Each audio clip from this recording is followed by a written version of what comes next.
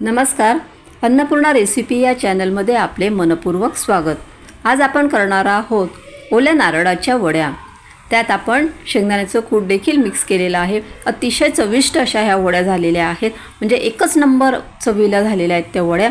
तर आता आपण त्याची रेसिपी पाहून घेऊया। इथे मी ओल्या खोबऱ्याचे बारीक बारीक काप करून घेतलेले आहे आणि मिक्सरला फिरवून घेतलेले आहे। त्याचा आपण किस तयार करून घेतलेला आहे। आता इथे मी गॅसवर कढई ठेवलेली आहे। त्यात आपण हे जे बारीक किसलेलं खोबरं आहे, मी मिक्सरमध्ये बारीक केलेलं आहे ते, तर ते आपण आता भाजून घेऊया, म्हणजे त्याच्यातला कच्चापणा निघून जाईल। त्यासाठी आपण थोडंसं कढईमध्ये तूप टाकायचं आहे आणि छान असा भाजून घ्यायचं आहे। असं आपल्याला एकसारखं फिरवत राहायचं आहे, कारण तो किस जो आहे तो खाली लागतो। ओलसर असतो ना तो, त्यामुळे तो खाली लागत असतो। त्यामुळे आपल्याला तो फिरवत राहायचा आहे उलटणीने। गॅसची फ्लेम जी आहे ती लो ठेवायची आहे आपल्याला। जर असं लागत असेल तर त्याच्यात आपण थोडेसे अजून तूप टाकायचे आहे, कारण तो ओला असतो ना, त्यामुळे तो खाली लागत असतो। त्यासाठी जाड बुडाची जी कढई आहे तीच आपण घ्यायची आहे। आता इथे आपलं खोबरं जे आहे किस तो भाजून झालेला आहे छान। त्यानंतर अजून आपण कढई ठेवलेली आहे गॅसवरती। आता त्यामध्ये आपण 3 चमचे तूप टाकून घेणार आहोत।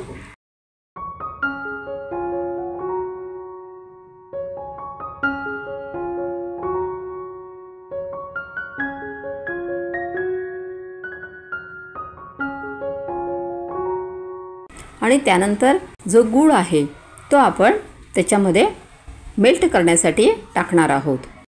आता इथे मी गुळाचं जे प्रमाण आहे, जसं 1 वाटी जर मी खोबऱ्याचा किस घेतला आहे तर पाऊण वाटी मी इथे गूळ घेतलेला आहे। आता गूळ आपल्याला चांगला मेल्ट करून घ्यायचा आहे। आता इथे बघू शकता तुम्ही की गूळ आपला चांगला मेल्ट झालेला आहे। त्यानंतर जे खोबरं आपण भाजून घेतलेलं होतं, खोबऱ्याचा किस, तो आपण त्याच्यामध्ये टाकायचा आहे आणि हे मिश्रण आपल्याला चांगलं मिक्स करत राहायचं आहे। गॅसची फ्लेम जी आहे ती आपल्याला लोच ठेवायची आहे।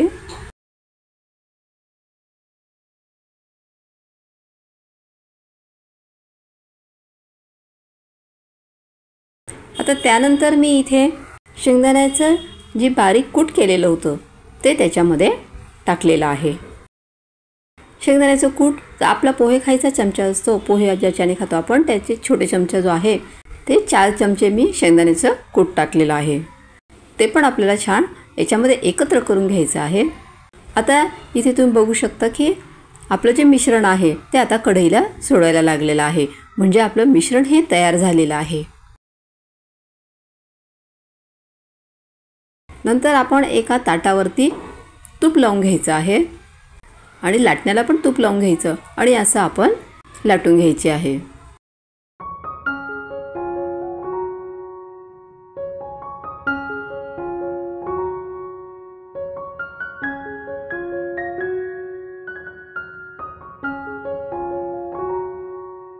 असा गोळा तयार झाला की आपलं मिश्रण झालेले असे समजायचे।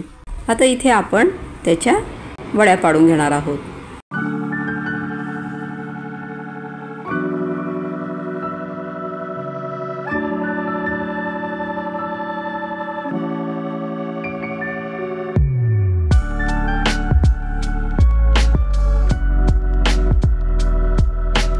आता इथे आपले किती छान वड्या पडलेल्या आहेत आणि वडी एकदम मस्त झालेली आहे चवीला पण, आणि खूप छान झालेल्या आहेत।